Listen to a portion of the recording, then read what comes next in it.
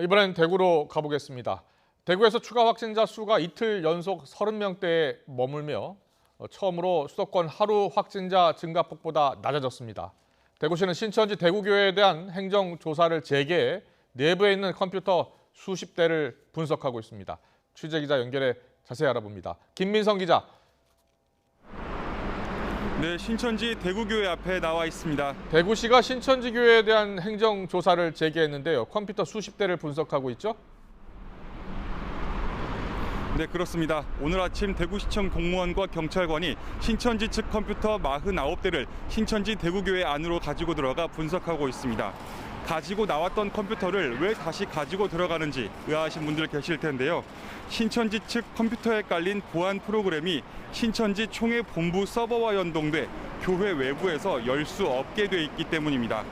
컴퓨터에는 비교적 최근에 입력된 신천지 교인 명단과 예배 출석 기록이 저장된 것으로 전해졌습니다. 대구시도 이 컴퓨터에 의미 있는 데이터가 있을 거로 보고 조사를 진행하고 있습니다. 대구시는 또 31번 확진자가 발생한 지난달 18일을 기준으로 약 한 달 분량의 교회 CCTV도 분석하기로 했습니다. 분석 작업에는 시청 공무원 58명과 경찰 39명 등 모두 97명이 투입됐습니다. 신천지 대구교회 측 관계자도 현장에서 분석 작업을 지켜보고 있습니다. 대구 지역 추가 확진자 수가 오늘까지 이틀 연속이죠. 30명대로 줄었다고요?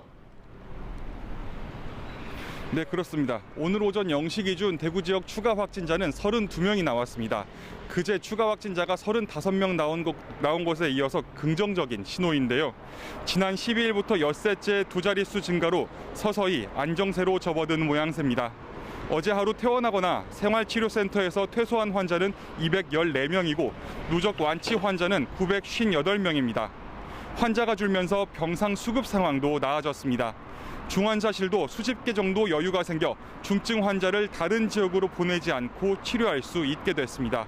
오늘은 133명이 병원이나 생활치료센터에서 치료를 시작하는데요. 대구시는 개인적인 사정이 아니면 대부분 입원이나 입소를 할 수 있다고 전했습니다. 하지만 중증 환자는 줄어들지 않고 있습니다. 인공호흡기에 의존하는 중증 환자는 대구에서만 48명입니다. 숨지는 환자도 늘었는데요. 어제 하루 환자 3명이 숨져 대구에서만 코로나19 환자 54명이 사망했습니다. 지금까지 신천지 대구교회에서 YTN 김민성입니다.